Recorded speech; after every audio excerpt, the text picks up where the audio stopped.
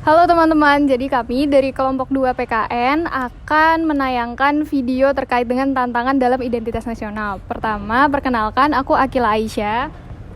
Aku Bimo Yoga Kristanto. Aku Aurelia Listiana. Aku Bella Fiaska. Dan yang terakhir aku Aulia Asa. Jadi berikut video kelompok kami.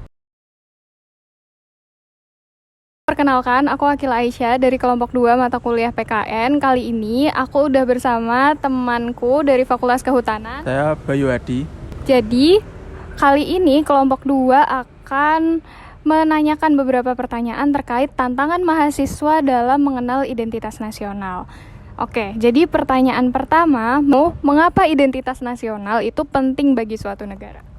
Kalau menurut aku, identitas tiap negara itu memang penting untuk membedakan, karena di suatu negara, tiap negara itu mesti punya karakteristiknya masing-masing. Karena untuk tidak menyamakan antar identitas satu sama lain, menurutku itu. Baik, jadi lebih ke gimana setiap negara itu punya karakternya sendiri-sendiri ya. Betul. Oke, terus ada lagi nih, jelaskan peran media massa dalam membentuk identitas nasional. Sekarang kan media massa semakin marak ya digunakan.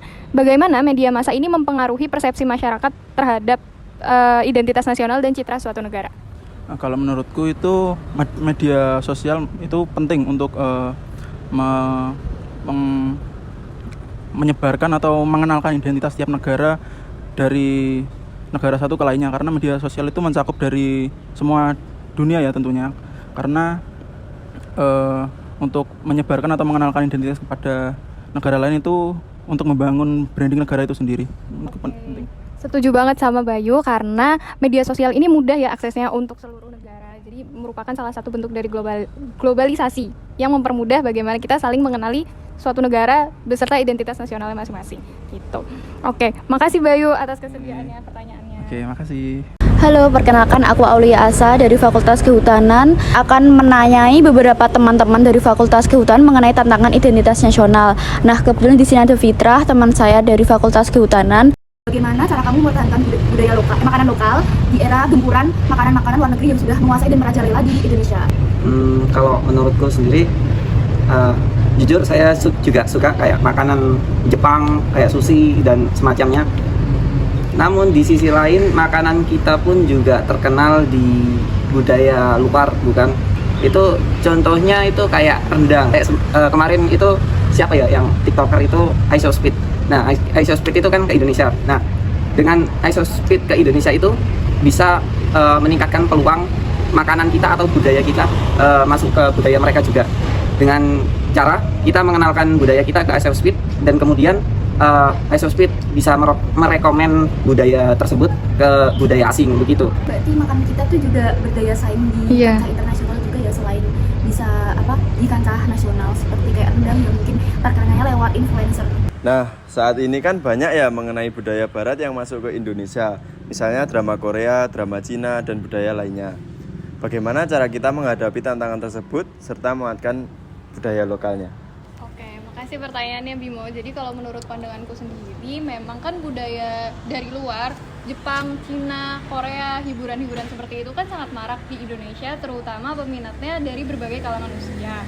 Nah, tapi budaya kita ini juga nggak kalah juga, karena saat ini sudah marak tren untuk mengadakan konser-konser, misalnya dari UKM unit kegiatan mahasiswa dari universitas-universitas yang mengadakan sebuah misalnya seperti konser budaya yang dikemas dengan menarik, dan promosinya ini digencarkan melalui media sosial dan bisa menempati trending, sehingga bagaimana itu bisa menyadarkan masyarakat bahwa budaya lokal ini juga saat ini apabila dikemas secara modern dan memanfaatkan teknologi-teknologi saat ini bisa sangat menarik untuk diikuti perkembangannya dan juga dikonsumsi sebagai hiburan sehari-hari juga gitu. Jadi dengan keberadaan sosial media, terus bagaimana kreativitas pemuda saat ini, tentunya budaya lokal kita tidak perlu dikhawatirkan untuk tertinggal dan kalah saing dengan budaya dari luar. Seperti itu dari aku.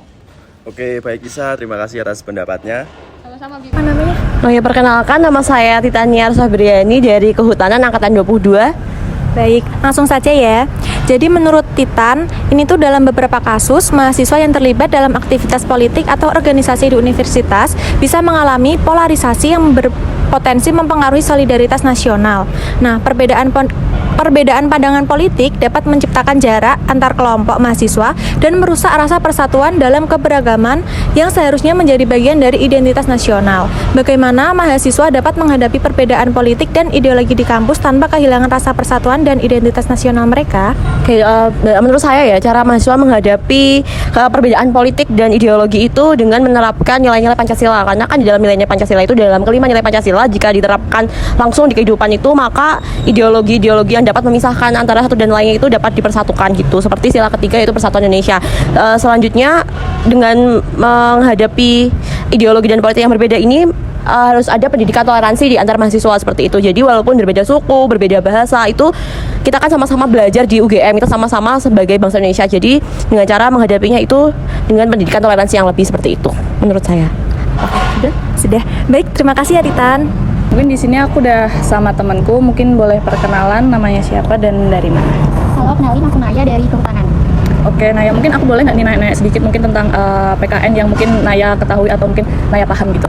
Boleh. Oke, mungkin aku mau nanya nih, sejauh mana sih Naya tuh tahu tentang globalisasi mempengaruhi pemahaman mahasiswa terhadap identitas nasional mereka? Terus bagaimana sih mereka dapat menyeimbangkan nasionalisme tersebut dengan keterbukaan terhadap dunia luar gitu?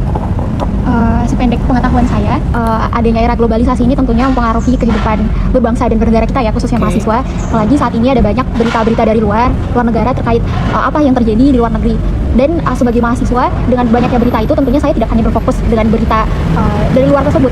Sebagai mahasiswa kita perlu kritis, di mana di dalam negeri di Indonesia juga masih banyak hal-hal yang perlu kita kritisi, masih banyak berita-berita yang perlu kita highlight dan perlu kita cari tahu bagaimana sih solusinya, atau setidaknya kita mengetahui apa yang terjadi di Indonesia. Oke, mungkin segitu dulu pertanyaannya. Mungkin terima kasih Naya dan terima kasih teman-teman udah menonton. Dadah.